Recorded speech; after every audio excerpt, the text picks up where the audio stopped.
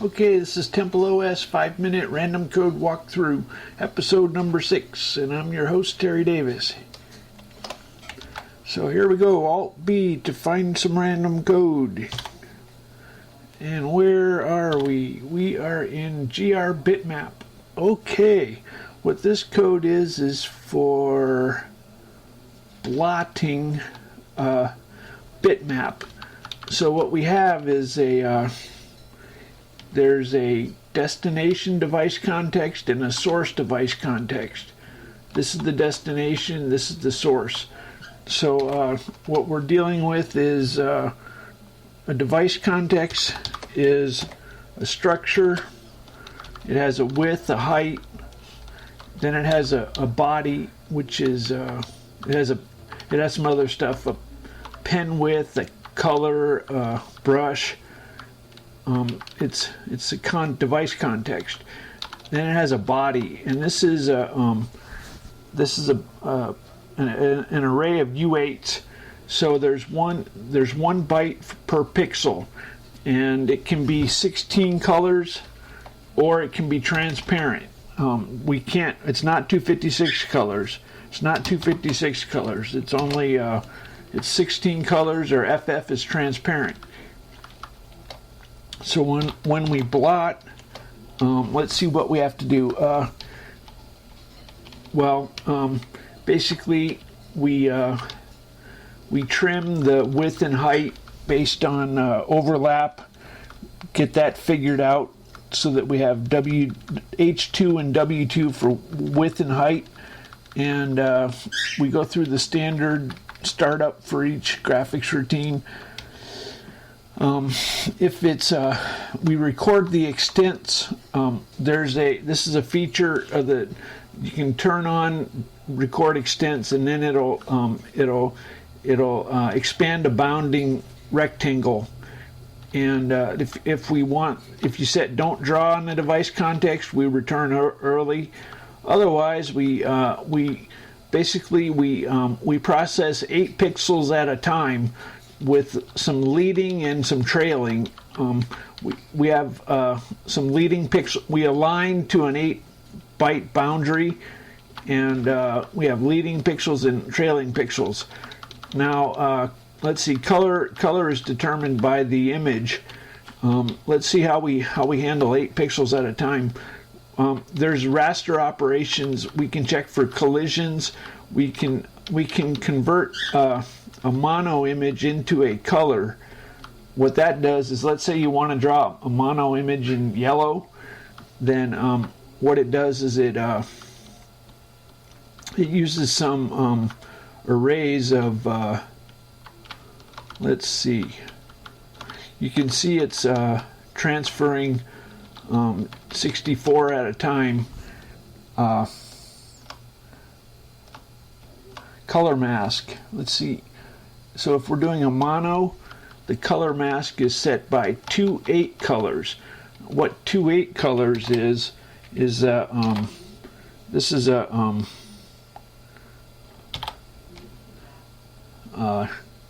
let's say dump GR 2/8 colors. This is an array of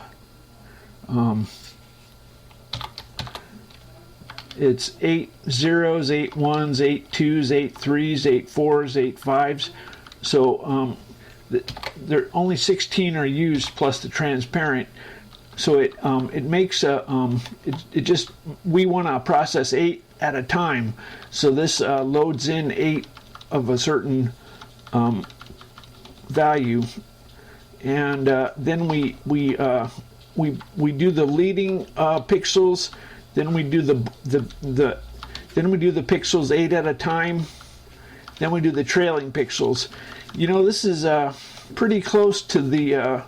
It's not that many orders of magnitude different from the 640.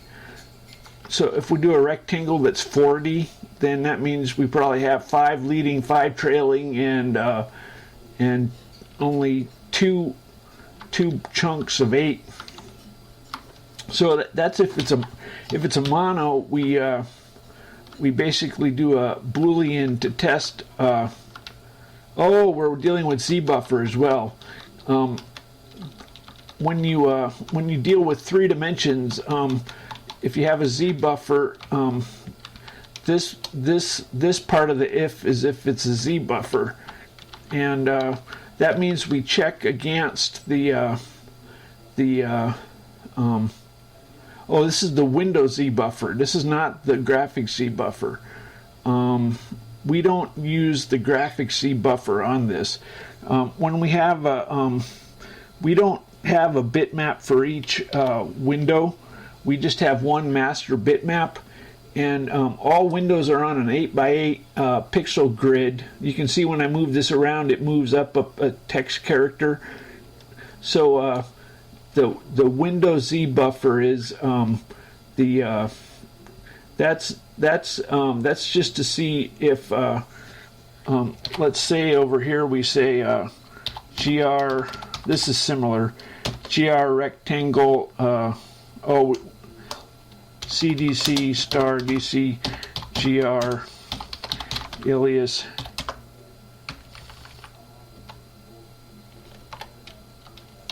DC alias. Then we say gr rectangle DC comma. Let's set the color DC color equals red. GR rectangle DC 100. Let's do 300 comma 200 comma 200 comma 200. Oh wow, that's not what I expected. I expected it to obey the oh, that's for the persistent layer. I don't know what happened. Anyway, sometimes it obeys the window. I guess persistent layer doesn't obey it. Maybe that's a bug. I don't know. Anyway, I was expecting it to obey the Z buffer for the window. Oh well. Well, that sucks. Well, maybe I'll have to investigate that. DC fill. So, oops. Anyway, so that's what that Z buffer is supposed to be. I don't know what happened. Maybe the persistent layer doesn't. It should obey it. Anyway, and if we have, well, anyway, so it has leading and trailing that align to a 64-bit, 8-pixel. So we transfer 8 at a time. We do leading and trailing, and then we transfer 8 at a time during the middle. So that's what this is.